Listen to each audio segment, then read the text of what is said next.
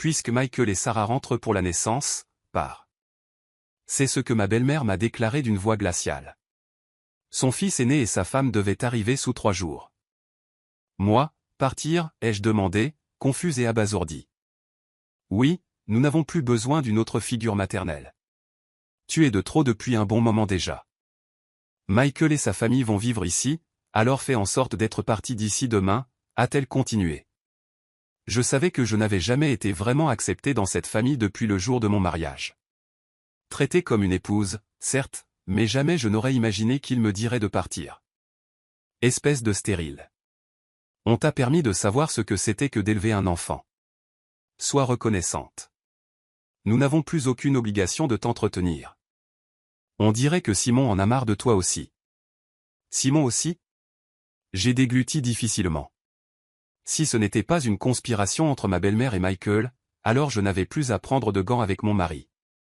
Quelle folie de me chasser. Mais c'est ma belle-mère qui avait allumé la mèche. Ce qui arriverait à cette maison ne me concernait plus. Qu'ils affrontent donc la réalité qu'ils ont si longtemps ignorée. Je m'appelle Anna Thompson, j'ai 45 ans, et je vis avec mon mari et ma belle-mère dans un quartier prisé, proche de la gare. L'accès au centre-ville est superbe. Au moment de chercher un logement, mon mari, très exigeant et récemment promu manager, avait insisté pour un appartement spacieux. Le loyer était exorbitant, mais l'espace et le nombre de pièces justifiaient l'effort financier. Mon mari, Simon, de 8 ans mon aîné, était un homme divorcé que j'avais rencontré par une amie. Réconfortés par cette gentillesse enveloppante propre à un homme plus âgé, nous avions décidé de nous marier après 2 ans de relation. Même lorsque je lui ai parlé de mon infertilité due à une maladie passée, son affection n'a pas faibli. De même, mes sentiments n'ont pas changé quand j'ai appris sa propre situation. Mon mari avait un fils, Michael, de son précédent mariage. Je suis vraiment désolé de te demander, à toi qui n'as jamais été marié, de vivre avec mes parents et mon fils. Je ne te ferai pas souffrir. Je te promets que tu seras heureuse. Telle était la promesse qu'il m'avait faite. Pour m'éviter de me sentir étouffé, mon mari avait suggéré de déménager dans un appartement spacieux où je pourrais avoir ma propre chambre. Michael, qui va avoir 10 ans cette année, n'aura pas besoin de beaucoup d'attention avec ma mère dans les parages. Tu n'as pas à te forcer. Après son divorce, mon mari avait obtenu de l'aide de ses parents pour la garde de son fils, chez eux. Quelques années plus tard, le père de Simon est décédé dans un accident, et il semble que sa mère ait pris le relais pour s'occuper de Michael. Dès notre première rencontre, Michael n'a même pas voulu croiser mon regard. J'ai pensé que c'était peut-être sa nature timide, approchant d'un âge difficile, alors je ne me suis pas inquiété. Tant qu'il m'acceptait comme un membre de la famille, j'étais contente.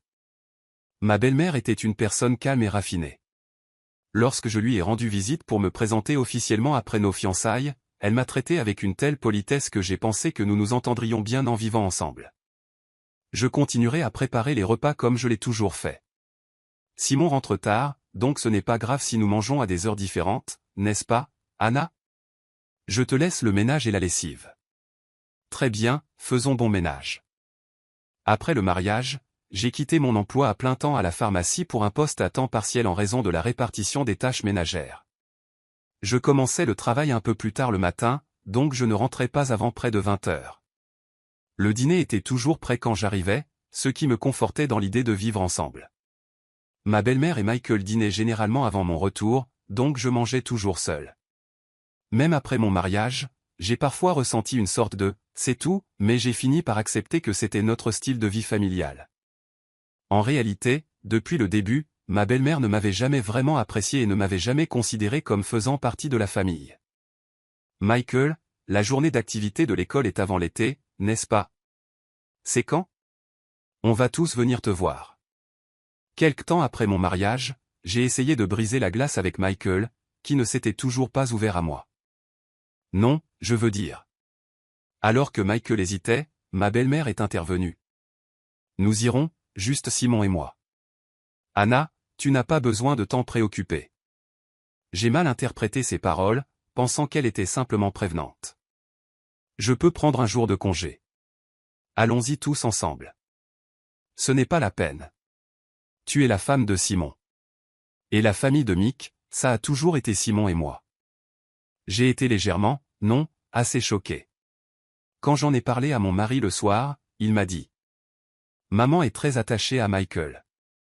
Elle pense probablement que tu essaies de le lui prendre. Je lui parlerai. Un jour. J'ai commencé à assister aux journées d'activité en tant que mère, mais Michael et moi passions rarement du temps ensemble en dehors de ces événements. Parfois, je sentais que Michael voulait me dire quelque chose, mais ma belle-mère s'interposait toujours entre nous. J'ai découvert plus tard qu'elle avait dit du mal de moi à Michael. Anna a dit qu'elle pourrait être heureuse avec Simon si Michael n'était pas là. C'est une personne horrible. Papa doit aussi être aveuglé par elle. Si un garçon en pleine croissance entend de telles choses, il n'est pas étonnant qu'il se méfie de moi. C'était une histoire écœurante, mais à l'époque, je n'avais pas imaginé que ma belle-mère puisse faire une chose pareille. Après le lycée, Michael a immédiatement emménagé avec sa petite amie et a quitté la maison. Dès qu'il est entré à l'université, et 1 an après avoir commencé à travailler, il l'a épousée sans cérémonie. Une fois Michael parti, ma belle-mère, étonnamment, a cessé de participer aux tâches ménagères. À la place, il semblait que s'en prendre à moi était devenu son unique divertissement. Elle a arrêté de cuisiner, ce qu'elle faisait auparavant, et s'asseyait simplement à la table de la salle à manger, attendant que je rentre. Sans même avoir le temps de m'asseoir, je devais me mettre au fourneau pour préparer le dîner. Tu es vraiment inefficace. À ce rythme, ça va te prendre toute la nuit. Je n'avais jamais été doué en cuisine, en partie parce que j'avais toujours compté sur ma belle-mère pour préparer les repas. Chaque fois que je parvenais à cuisiner quelque chose, elle goûtait chaque plat et se plaignait invariablement. C'est infect. Je suis désolé, je fais de mon mieux. Tu n'as vraiment aucun palais, Anna. C'est une bonne chose que Michael n'ait jamais eu à manger ça. C'est terrible. Si elle le pensait vraiment, elle aurait pu le faire elle-même, mais il semblait qu'elle voulait juste se plaindre. Pas seulement des repas, elle a commencé à être tatillonne sur tout, du nettoyage que je ne faisais pas avant à la lessive.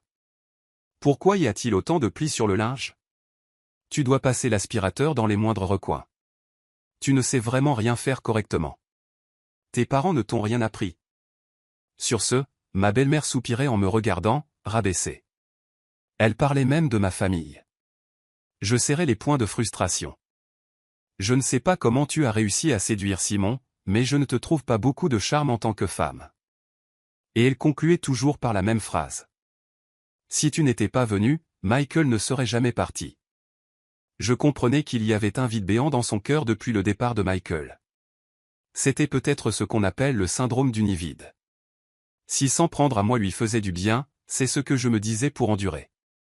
Mais son harcèlement a pris une nouvelle ampleur après un certain événement.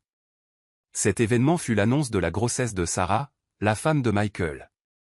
La joie de ma belle-mère était sans commune mesure avec tout ce que j'avais vu auparavant.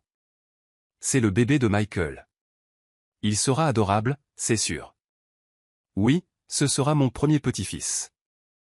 En les regardant se réjouir, j'étais heureuse aussi. Mais l'excitation de ma belle-mère était anormale, probablement parce que Michael lui avait demandé.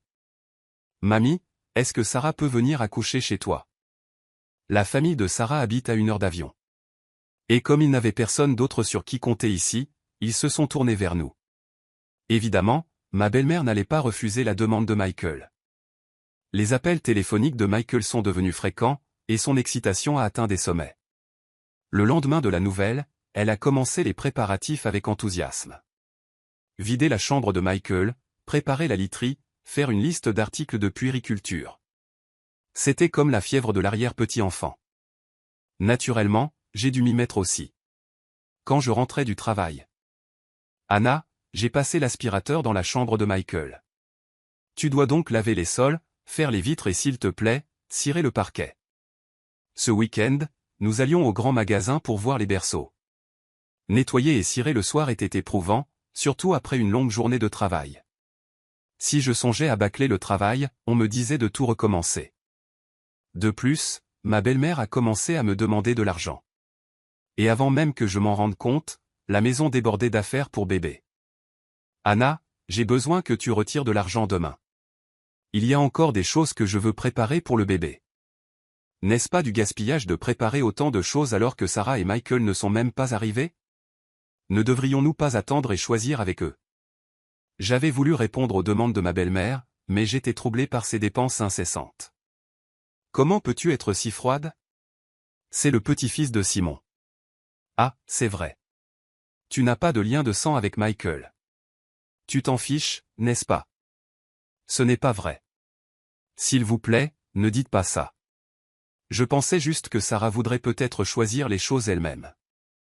Quand choisiras-tu des choses pour ton propre enfant? J'ai réfléchi à mon attitude, mais j'étais aussi choqué qu'on me parle de Michael de cette façon. Le lendemain matin, ma belle-mère n'est pas sortie de sa chambre, probablement toujours en colère. Simon avait un voyage d'affaires de 3 jours à partir de ce jour-là, alors il a juste crié « J'y vais » à travers sa porte. S'il te plaît, ne douche pas l'enthousiasme de maman pour son arrière-petit-enfant. Elle n'est plus la même depuis que Michael est parti. Toi aussi, tu t'inquiétais, non? Si. Mais si nous dépensons tout notre argent comme ça, nous n'aurons plus rien quand Michael et Sarah arriveront, n'est-ce pas? Le visage de Simon s'est immédiatement renfrogné. Tu es en train de dire que je ne gagne pas assez? Ce n'est pas ce que je dis du tout. Simon a juste dit, très bien, et est parti, l'air mécontent. Les discussions sur l'argent finissent toujours comme ça. Comme c'est moi qui gère nos finances, je ne peux m'empêcher de penser à l'avenir. Bien sûr, il y a une raison à cela. Nous sommes mariés depuis 13 ans. Simon m'a offert une vie très confortable. Ton salaire à temps partiel, c'est pour toi, pour te faire plaisir, m'avait-il toujours dit. J'ai économisé tout ce dont je n'avais pas besoin pour moi-même. Même si c'est à mon nom, je le considère comme notre bien commun. Mais les performances de l'entreprise de Simon ont décliné, et au cours des 5 dernières années, son salaire avait chuté aux 2/3 de ce qu'il était lorsque nous nous sommes mariés. Bien qu'il y ait une incertitude quant à la survie de son entreprise jusqu'à sa retraite, il ne semble pas envisager de changer d'emploi, pour sauver les apparences devant ma belle-mère. Mon mari ne pouvait pas abandonner son titre de chef de service. Maintenant, c'est moi qui paie le loyer et il couvre les frais de subsistance. Nous avons caché cela à ma belle-mère pour sauver la face de mon mari. Ce jour-là, j'ai quitté le travail un peu plus tôt pour m'excuser auprès de ma belle-mère. Quand je suis rentré, elle était déjà assise à la table de la salle à manger, m'attendant. Je suis désolé pour hier. J'ai peut-être été trop loin, ai-je admis, mais ma belle-mère est restée silencieuse. Au lieu de cela, elle m'a prise de court avec une nouvelle inattendue.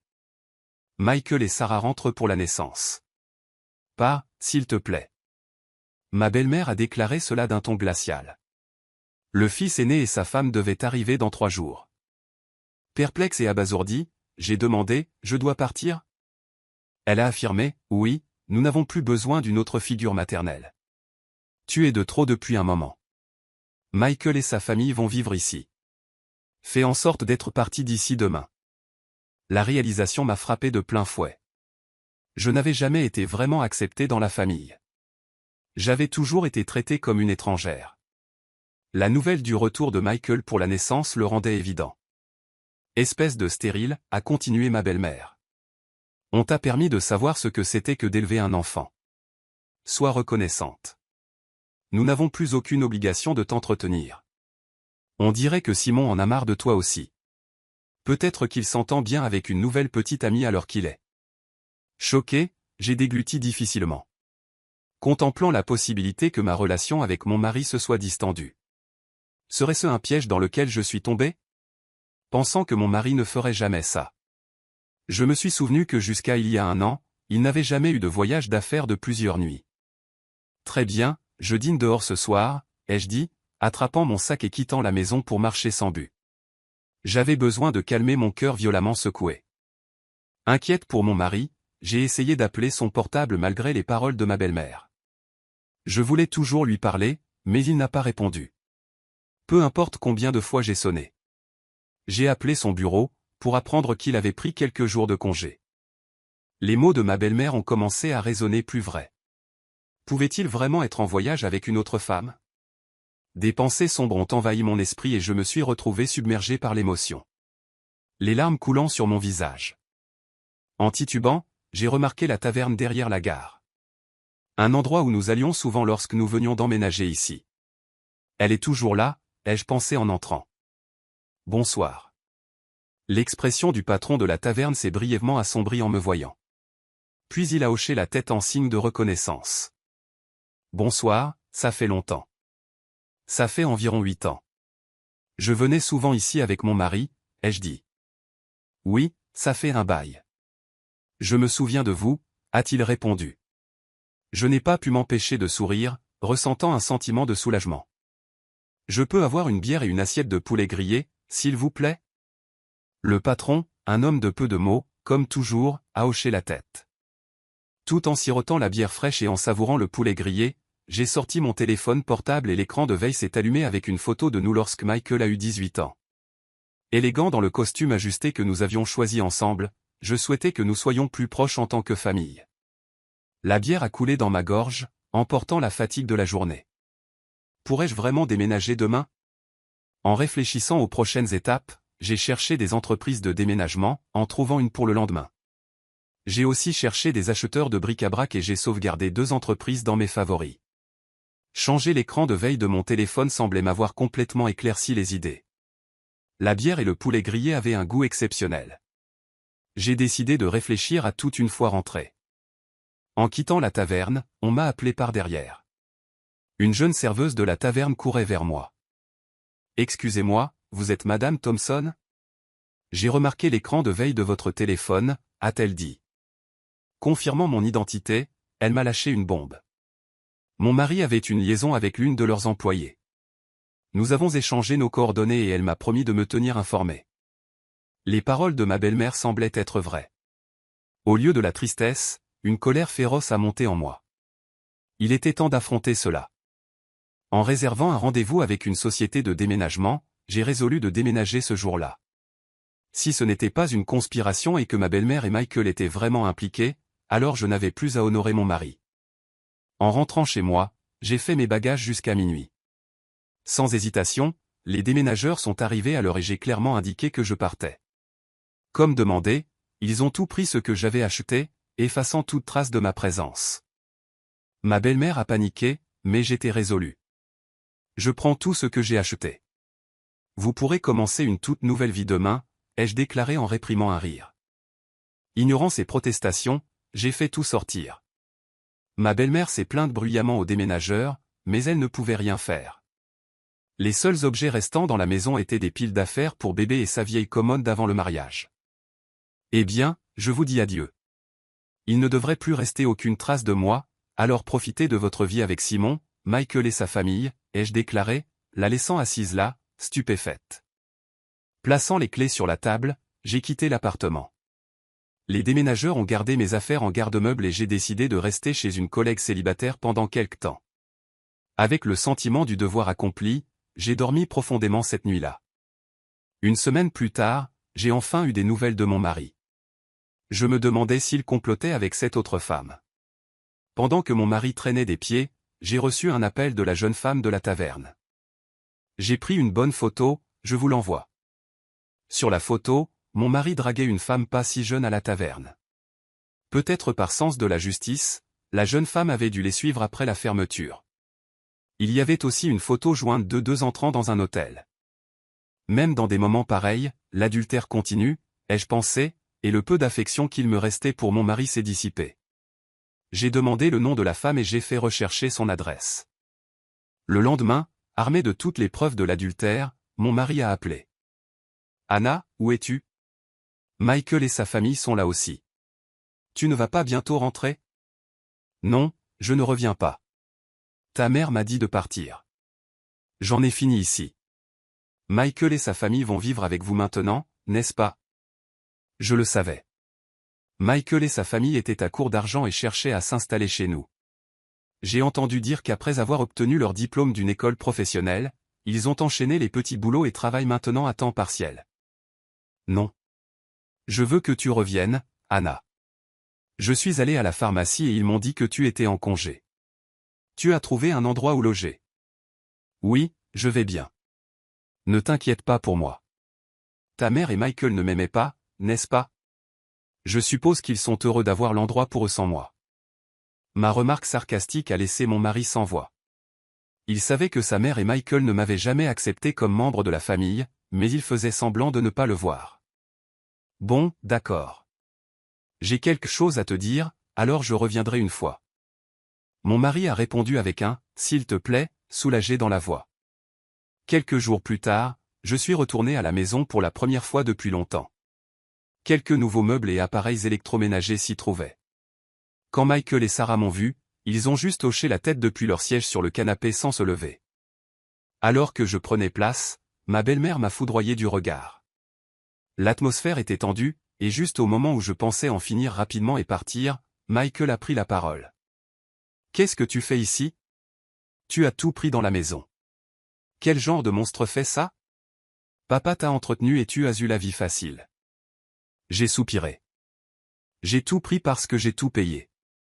Je voulais effacer toute trace de moi, comme vous le vouliez, non? C'est insensé, n'est-ce pas? Il n'y a aucune chance que tu aies pu te payer tout ça en travaillant juste à temps partiel à la pharmacie, a dit mon mari.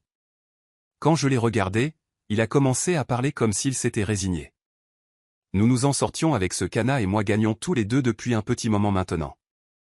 Alors les affaires que tu as prises devraient être à vous deux. À la place de mon mari bouche bée, j'ai décidé de parler.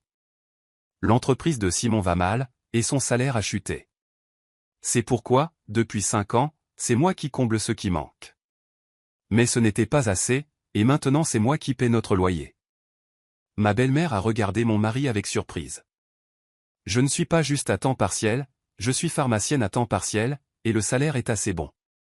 Je gagne plus que Simon maintenant. À mes mots, mon mari a détourné le regard, gêné. Les yeux de ma belle-mère passaient frénétiquement de mon mari à moi. À partir de maintenant, Michael, c'est toi qui paieras le loyer. Tu vas vivre ici, n'est-ce pas? Après toute l'aide que ta grand-mère t'a donnée, il est temps pour toi de prendre soin d'elle. Michael m'a regardé avec une expression choquée. Quand j'ai lâché la nouvelle soudainement. Le loyer? C'est combien? A-t-il demandé. C'est 5600 $. Bonne chance, puisqu'il semble que mon rôle de mère soit terminé. Je n'ai plus l'obligation de m'occuper de vous. Reprenez-vous. Tu vas bientôt être père. Michael a murmuré en secouant la tête. C'est impossible. Ce fut Sarah qui éleva la voix en entendant cela. Attendez. 5600 $? N'étions-nous pas censés vivre ici gratuitement, loyer et frais de subsistance couverts? J'ai failli éclater de rire.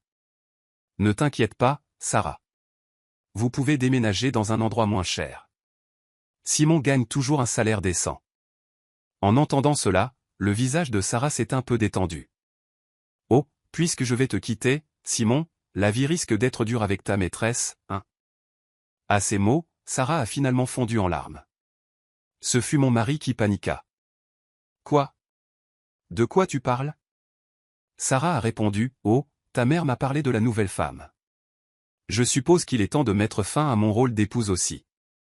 Mon mari doit penser qu'il n'y a pas de preuves. En effet, cela ne fait même pas 10 jours que j'ai quitté la maison. Ça ne blesserait pas Marie si elle t'entendait? Bon, je te contacterai à ce sujet plus tard. À la mention du nom de Marie, mon mari sursauta, réalisant que je savais tout. Il se prit la tête entre les mains. Ce n'est pas l'ambiance pour rédiger une demande de divorce. Bon, eh bien, j'y vais. Veuillez me contacter via un avocat pour la suite. Ni mon mari, Simon, ni Michael n'ont dit un mot de plus, restant silencieux alors que j'attrapais mon sac et me levais. Ma belle-mère s'est levée simultanément, frappant des mains sur la table. Elle a crié d'une voix trop forte pour une femme âgée. Qu'est-ce que c'est que ce bordel? C'est de ta faute si notre maison est en ruine. J'ai été instantanément irrité. C'est vous qui m'avez dit de partir. C'est vous qui avez dit que Simon avait une autre femme. Et vous vous êtes ingéré dans ma relation avec Michael. Tout vient de vous. J'ai senti une bouffée de chaleur dans ma poitrine.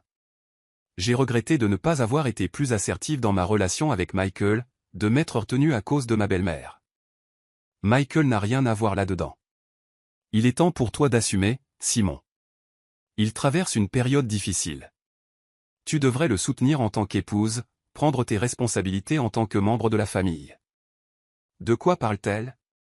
Si elle n'avait pas rappelé Michael à la maison, si elle n'avait pas fait allusion à l'infidélité de Simon, je soutiendrais encore volontiers Simon et cette maison en laquelle j'ai toujours cru et que j'ai toujours soutenu. Simon, où es-tu? Michael, pourquoi es-tu encore là? C'est de sa faute à elle. Les lèvres de ma belle-mère se sont serrées en une ligne fine, et elle tremblait. Je me suis glissé devant la belle-mère silencieuse et j'ai rapidement quitté la pièce. Par la suite, Simon a accepté le divorce assez facilement. Il semble que ma détermination était forte, et il ne pouvait pas contrer les preuves de l'adultère. Peu de temps après, il semblerait qu'ils aient entamé les démarches pour déménager de l'appartement. Finalement, Michael et Sarah sont retournés dans leur appartement et n'ont jamais vécu avec la belle-mère. Simon semble envisager de se remarier, mais Marie était furieuse à cause de la pension alimentaire et de sa demande qu'elle vive avec sa mère. J'ai entendu dire qu'ils envisageaient de placer ma belle-mère dans une maison de retraite. Après tout l'amour qu'elle a déversé sur son fils et son petit-fils, il est quelque peu triste de penser qu'ils sont prêts à l'abandonner maintenant. Peut-être qu'elle aussi, elle a fait son temps. Si ma belle-mère n'avait rien dit à l'époque et que cela avait été un simple retour à la maison pour l'accouchement, peut-être vivrions-nous encore ensemble. Après le divorce, Michael m'a envoyé une lettre d'excuse. Il a écrit que, lorsqu'il était enfant, il voulait vraiment être plus choyé, qu'il ne pouvait pas me parler parce que sa grand-mère n'aimait pas ça, et combien il était heureux quand j'assistais aux événements scolaires. Peut-être aurais-je dû tendre la main davantage. Peut-être aurions-nous pu construire une relation différente. Même si notre relation est terminée, je prie silencieusement pour le bonheur de Michael dans la vie. J'ai repris mon travail de pharmacienne et j'ai rapidement loué un appartement près de mon lieu de travail. Je ne me sentais pas bien de garder les meubles et les appareils électroménagers que j'avais emportés, alors je les ai tous fait enlever et jeter par un service de débarras. La vie sans le harcèlement de ma belle-mère est paisible et confortable. Pendant un certain temps, je veux vivre pour mon propre bonheur, pas celui de quelqu'un d'autre.